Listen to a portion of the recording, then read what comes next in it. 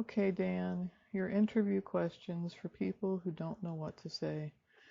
I I have plenty to say. I don't have a problem in that area, but I'm going to answer them anyways.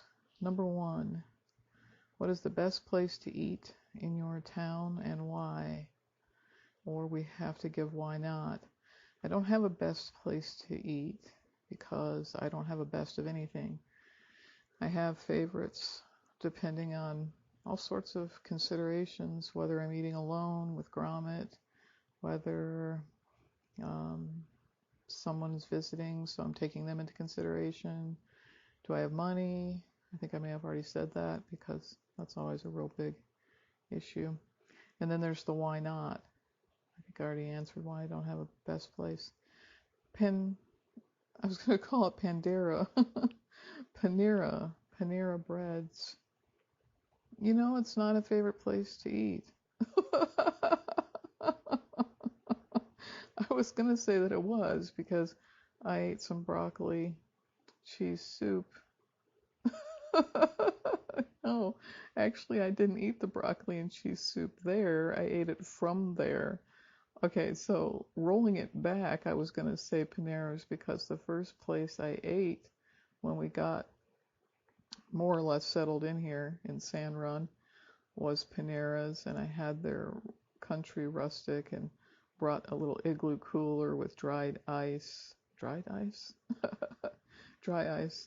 and broad spectrum enzyme and potassium citrate and multivitamin, all sorts of things that I have to eat because of the enteric bowel disease.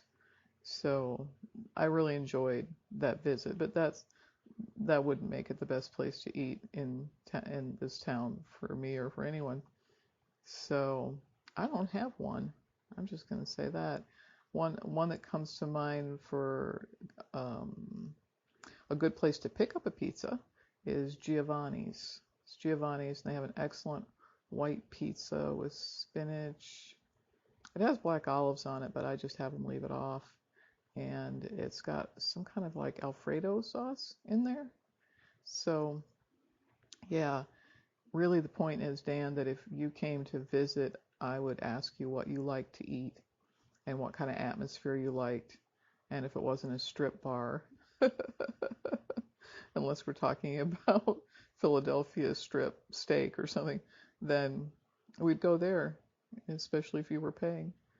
Okay, question number two, what is your favorite car? Really not into cars. If I could drive anything without a restriction on parking and fuel, then it would be a quarter-ton pickup truck like I owned and drove when I was 22. And that was an Impala quarter-ton pickup truck. So that's what it would be. As for car, when I was a kid, teenager, 20-ish, 1965 Jaguar, 1965 Mustang, but my favorite was a 1965 Impala Super Sport with dual exhaust, and it was on its last legs, but I had a mechanic who took care of it, and until it died, it was a phenomenal car. I flunked my driver's test. Well, I can't say I flunked my driver's test in it. I didn't get that far. She wouldn't let me take my driver's test, bitch, because it had dual exhaust. And I said, it's not illegal. She said, it's too loud. I said, but it's not illegal. And she conveyed that she was the boss. So I went home and told a neighbor, and he lent me his Grand Prix. I believe it was a Grand Prix. And well, let's just say I drove without a driver's license for a number of years after that. Okay, number three. Movie, book, or kayaking? Are you asking, do I prefer to read a book, watch a movie, or go kayaking?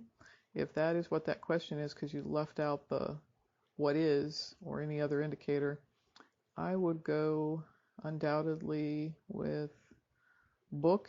In most cases, second choice would be a movie, and there would be no third. Well, there would be a third choice, but it wouldn't be kayaking, that's for sure.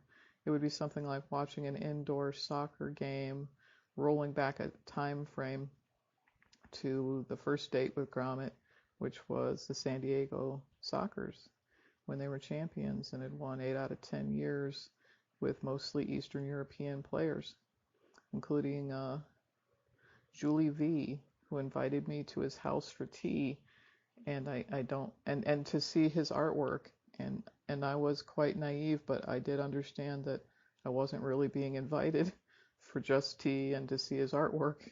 So I turned that down, and my son never forgave me for that, or many other things. Alrighty, so this has ended up being a long recording, and I'm sure almost no one has gotten this far. Dan, if you're still listening, you fucking rock.